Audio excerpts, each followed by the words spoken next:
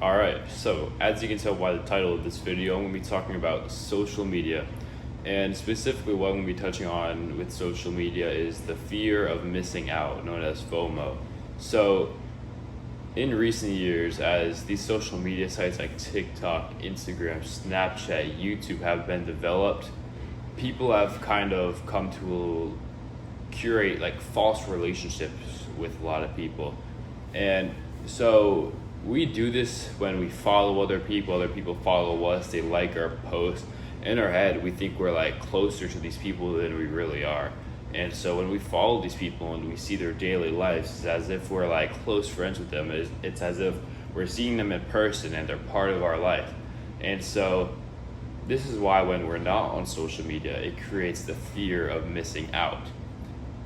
And this is why a lot of people struggle to get off social media, is because then they feel lonely. They feel as if they don't have the friends that they think they have online. So I'm going to be talking about my experience going 1 week off of social media.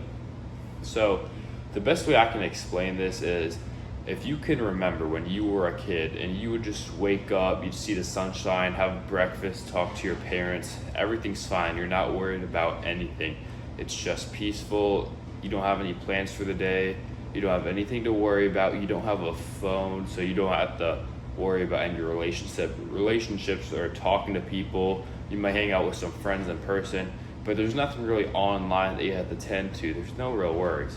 Well, if you can remember that, that's like the best and closest thing I can compare to being off of social media. Because in reality, anybody that you really need to stay connected with, they'll have your phone number. They can call you, they can text you. And so when you get off of the social media, you feel like there's something missing at first. And at first it feels weird. It feels like you should be on social media. It feels like you're missing dopamine from talking to people. And then the more you stay off it, though, you realize that these people were never talking to you anyways. You're just following them and seeing what they do. And they don't even realize that you're real half the time. So in your head, you have these friendships with these people, but these people aren't thinking about you at all. Especially if you don't post and they never see you, likely they forget about you. And so it's pretty unhealthy, because in your head you think you have friendships with these people that you don't have friendships with.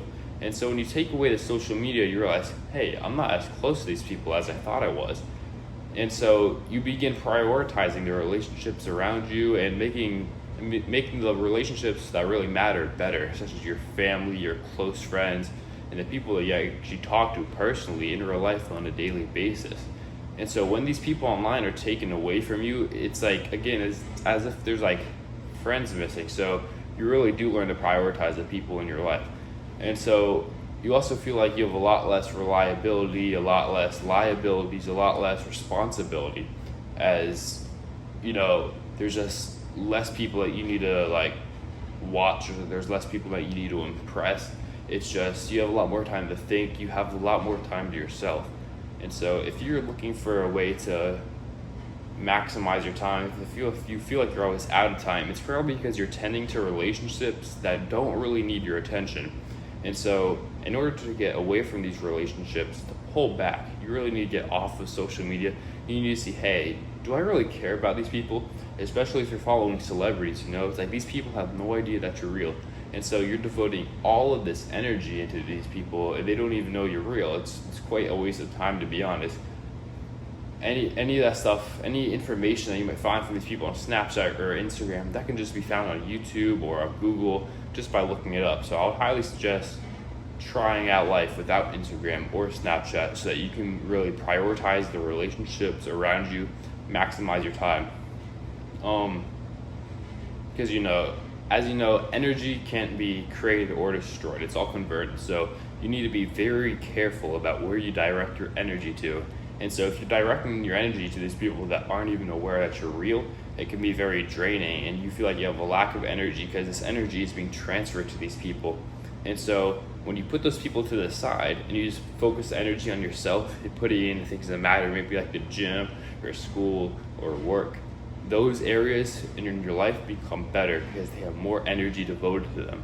So yeah, if you feel like you just need help in areas of life, feel like you need more time, etc., then I would highly suggest trying out going just to start a week without social media and see how you can progress without it. And then if you need talk to certain people, you can hop back on, get their numbers or something like that, but then re-delete the social media and try to just keep these relationships through phone numbers, calls, text, stuff like that. You don't always need Instagram to keep relationships. So if they have an Instagram or Snapchat, they have a phone number as well. So yeah, that's how my 1 week off of social media has been.